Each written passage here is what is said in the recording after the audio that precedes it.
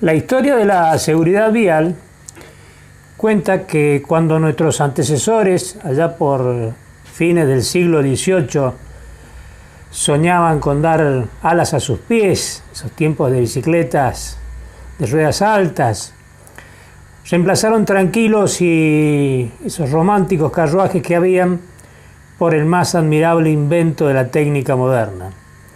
No sospechaban ellos en ese entonces que su audacia traería aparejado también un nuevo y grave problema que tendrían que afrontar los hombres de nuestro tiempo.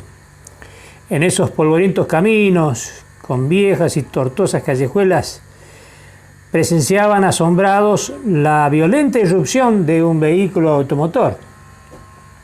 Se estaba creando ya el vehículo automotor y estaba empezando a circular.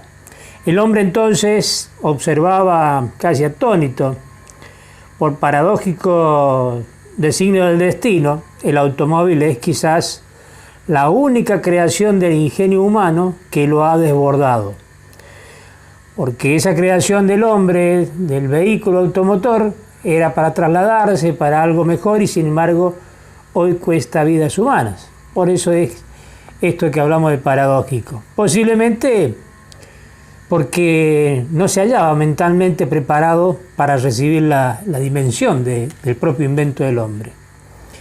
En vano trata de adecuar empíricamente el automóvil a la ciudad y a los viejos caminos existentes, hasta que ese mismo hombre que creó el problema con la misma solvencia de su ingenio y el auxilio de la ciencia, comprende que la solución estaba dada en invertir los términos de la ecuación.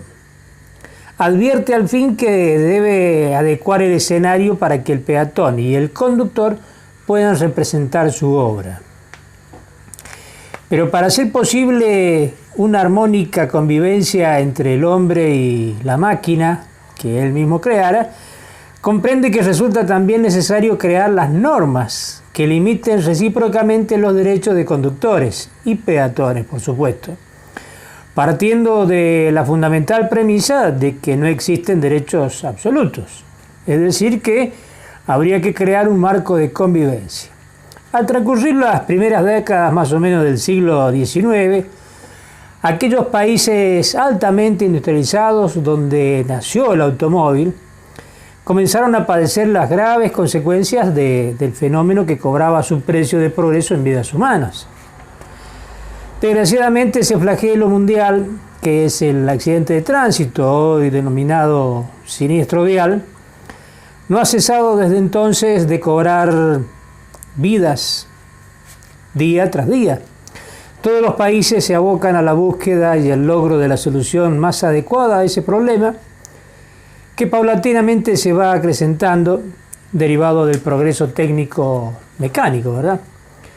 Los adictos al automóvil, los fanáticos por el vértigo de las grandes velocidades, pronto se encargaron de atormentar al resto de los pobladores con sus raudas marchas por las zonas más importantes de la ciudad. Cuenta la historia que ello motivó por parte del resto de los habitantes un cierto y real estado de temor o miedo por sus propias integridades al transitar la vía pública. Es así como esta máquina infernal, llamada al comienzo, cobra su primera víctima. Fue un día de septiembre de 1899, hace más ya de 100 años, cuando el señor de nombre, dice la historia, H.A. Bliss, de apellido, descendió de un tranvía en la ciudad de New York y mientras ayudaba gentilmente a una dama, la ayudaba a descender, fue embestido por un vehículo sin caballos y murió a consecuencia de las heridas del accidente. Fue aquella la primera vez que en la historia un automóvil causó la muerte de un ser humano. Estados Unidos, en el año 1924, inicia la gran campaña nacional pro seguridad en carreteras. Producto de esas campañas surgieron una serie de recomendaciones referidas a estadísticas, educación vial, relaciones públicas, control del tránsito, etc. Esas campañas fueron entonces dirigidas y orientadas todos los esfuerzos a educar a conductores y a peatones en este marco de convivencia. Era producir seguridad, practicar estudios reales, positivos, realizables, con miras de futuro, considerando que sobre la base del incremento y constante crecimiento de la industria automotriz habría que ir tomando pautas que mejoraran esa calidad de vida.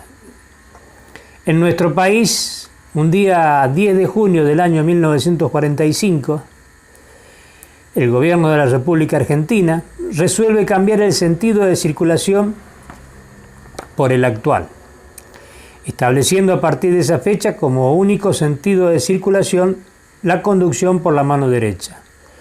Es por ello que al transcurrir los años, el Congreso de la Nación Argentina decide establecer por ley el 10 de junio como Día de la Seguridad Vial, en concordancia con el 10 de junio declarado por la Organización Mundial de la Salud como Día Mundial de la Seguridad Vial.